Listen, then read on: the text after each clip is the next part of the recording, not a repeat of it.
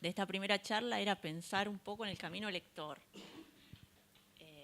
De qué manera entramos a la lectura, de qué manera nos convertimos en lectores.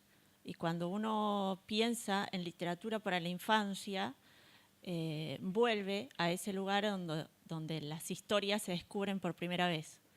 La realidad es que hay niños que tienen o tenemos la suerte de haber crecido en una casa donde los libros estaban no solo disponibles, sino accesibles.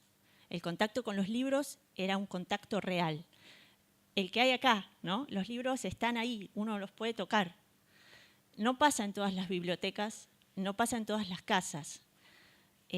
Hay otros niños que llegan a la escuela y por primera vez es ese momento en el que tienen un contacto con el libro como objeto y con el libro con todo lo que eso implica. Y ese contacto es una barrera, porque el libro es lo otro, ¿no? Eso que hasta este momento se les estaba vedado.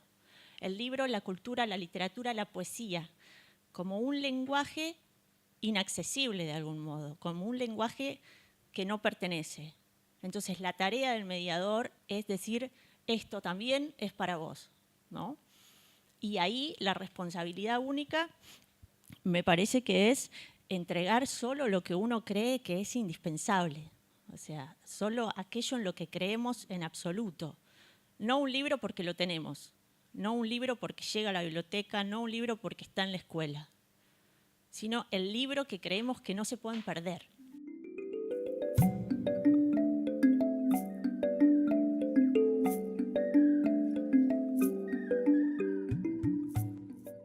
Yo creo que uno de los grandes errores que se comete a veces es cuando un niño se acerca a un libro desde la curiosidad, porque le llamó la atención la portada, porque era atractiva, porque la edición era bonita. Es decir, no, este libro es para más grandes, no lo vas a entender. Dejémoslos que entren, dejémoslos que hagan, que decidan, ¿no? Una de las cosas que suele suceder es que el adulto lee esperando que el niño comprenda algo. Y ya tiene una hipótesis de lectura. Nosotros arribamos a un libro con hipótesis de lectura. Y estamos esperando que el niño llegue a ese lugar. Y el niño lo sabe, lo puede leer mucho más temprano que nosotros. Sabe exactamente qué es lo que esperamos nosotros que ellos lean en ese libro. Y ahí el error, ¿no? En guiar esa lectura, en esperar que nos digan, esto se trata de. Y yo creo que ahí está el ejercicio tal vez más complejo de permitir el silencio, ¿no? De permitir el silencio posterior a la lectura.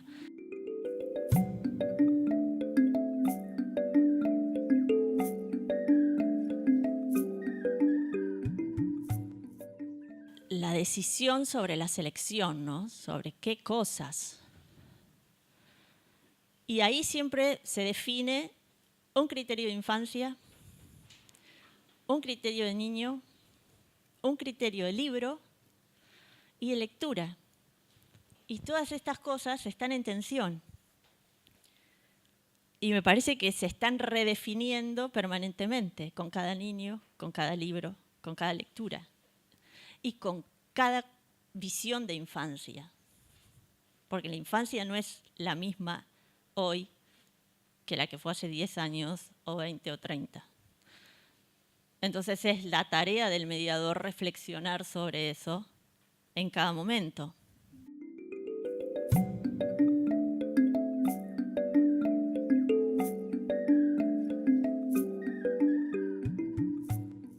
¿Qué cosas le permitimos tratar a la literatura? Vivimos rodeados de información. La información se dispara desde todos lados.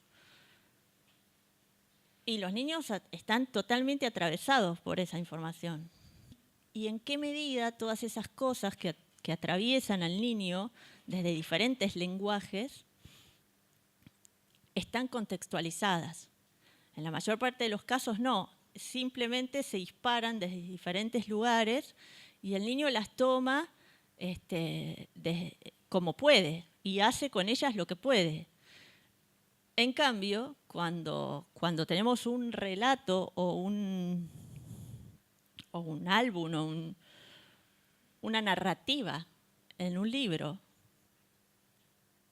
por más que sea el tema más difícil a tratar, va a tener un orden, va a tener una secuencia y va a estar contado de la mejor manera posible.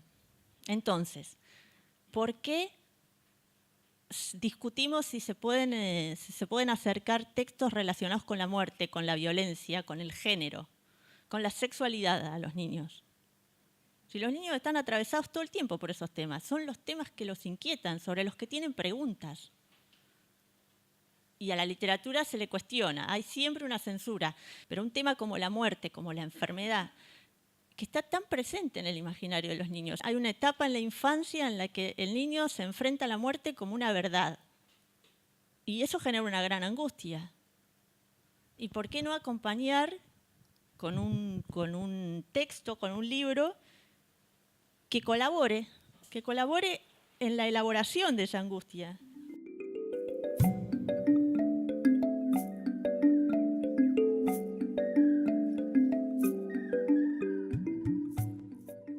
Pensaba con respecto a esto y a la censura y a la autocensura a veces. A mí me ha pasado con un montón de libros de compartirlos con adultos que me digan, yo a mi hijo no se lo leo ni loco.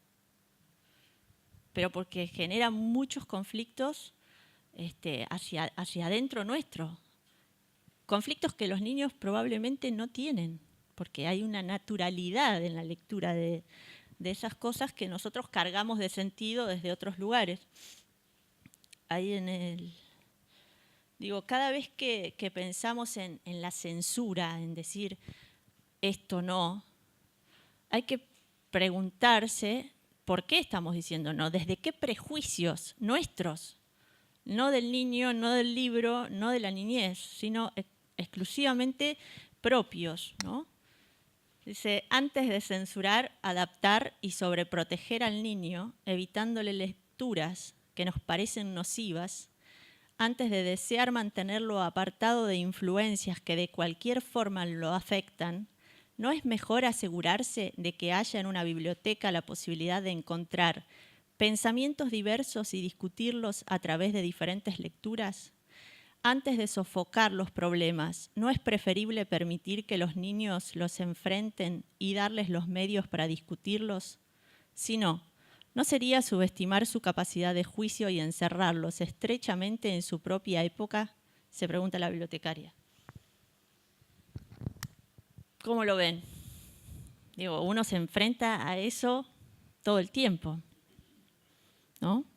Me parece que como docentes también nos enfrentamos no solo a nuestra propia censura, sino a la que va a venir de parte de los padres. Cuando el niño llegue a su casa y diga, leímos un libro que decía esto, y uno espera que lo vengan a buscar, ¿no?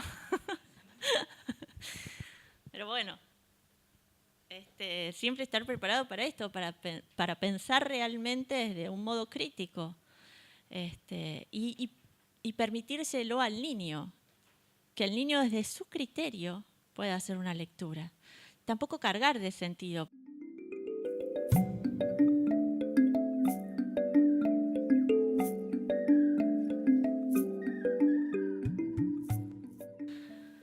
Hay un pedagogo británico que se llama Aidan Chambers que habla sobre la capacidad de volver a un lector reflexivo, y que tiene que ver con un determinado método que él fue elaborando con el transcurso del tiempo, y es trabajar con los niños en grupos y conversar sobre lo leído, sin una guía, sin que la persona que coordine vaya justamente conduciendo la charla, sino simplemente disparando preguntas.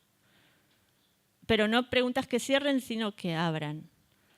Entonces, lo que él dice, además de la necesidad de reflexionar, lo que él dice que es cuando compartimos una lectura, en el momento de la lectura compartida hay algo que se activa que probablemente en soledad no suceda.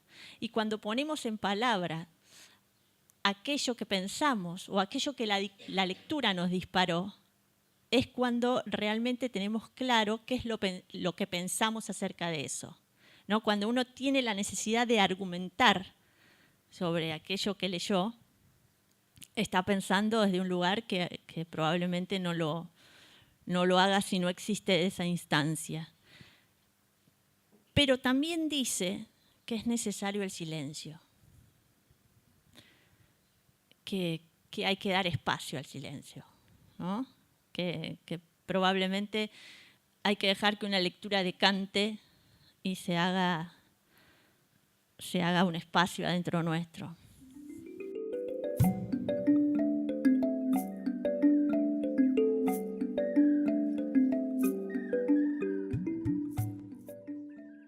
Y la pregunta ahí es, ¿vos lees? ¿Te ven leer? ¿No? Porque esto es muy importante que vos aprendas a leer. Pero nosotros no leemos, ni el diario. Entonces, yo creo que no hay nada más seductor que ver a alguien leer. Ver a alguien leer con todo el cuerpo, ¿no? O sea, y meterse adentro de un libro y quedar en un lugar en el que se vuelve inaccesible. De ahí lo subversivo que resulta la lectura. Es muy molesto ver a alguien a quien no podemos acceder porque está en otro lugar. Está en otro lugar. A mí me pasa mucho en el subte. Yo soy una de las que si no está leyendo casi no puedo estar en el subte. Pero cuando levanto la vista y veo que alguien alrededor está leyendo, ya estoy muy ocupada por saber qué lee, ¿no? Y no puedo, hasta que no veo, no chusmeo y me salta un autor o un título, me quedo como muy inquieta. Y eso es así, ¿no? Cuando alguien nos dice, yo trabajo mucho con niños en talleres de lectura, y no hay nada que funcione mejor que la recomendación entre ellos. Cuando se llevan un libro, lo tienen una semana y al próximo encuentro ellos vienen y dicen, leí este libro, ¿no saben? Lo que sucede entre los demás es impresionante, pero se empiezan a apuntar, yo me pongo en la lista para llevármelo esta semana, yo también quiero estar. O sea, es maravilloso, pero es así como operamos todos. Digo, cuando alguien en quien confiamos, un lector en quien confiamos, viene y nos dice, estoy leyendo un libro que me interesa, que me moviliza, que me dispara preguntas, nosotros también queremos eso. Todos queremos entender, pero también todos queremos hacernos muchas preguntas. Y eso es lo que sucede con la lectura cuando es buena.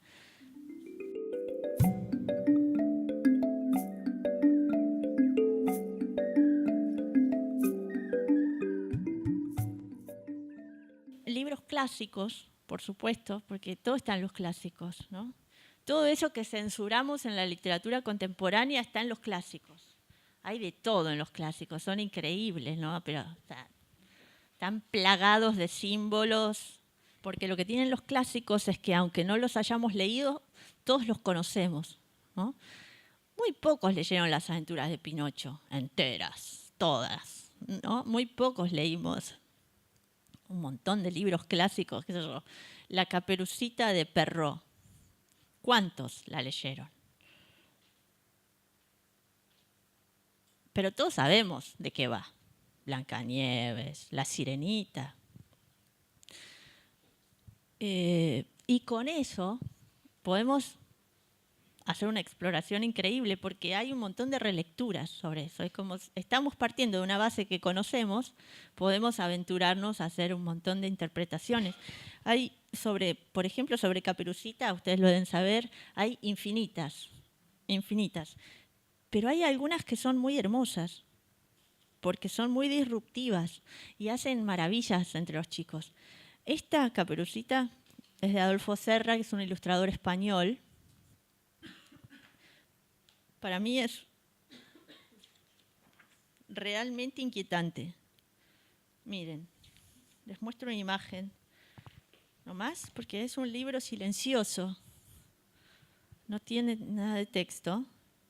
Uno la ve a Caperucita súper pequeña en el medio del bosque y cuando damos vuelta a la página vemos que el bosque en realidad es el lomo del lobo. Solo por mencionarles algunas, esta Caperucita de Leisia Gotriboski, Leisia es argentina, es una ilustradora muy joven, es muy maravillosa porque ella la pone a Caperucita en la piel de María Antonieta y lo hace utilizando pinturas clásicas. Y entonces el bosque de Caperucita no es otro que París y con todos sus atractivos, ¿no? Se parece más a una Caperucita que los niños puedan entender, que en el bosque hay un montón de niños. Bueno, no sé si les pasa a ustedes, pero en Buenos Aires pasa que los niños nunca vieron un bosque. Entonces tiene mucha más lógica que el bosque sea una gran ciudad, con todos sus peligros y sus cosas atractivas. Bien, clásicos y sus versiones más interesantes. Después, digo,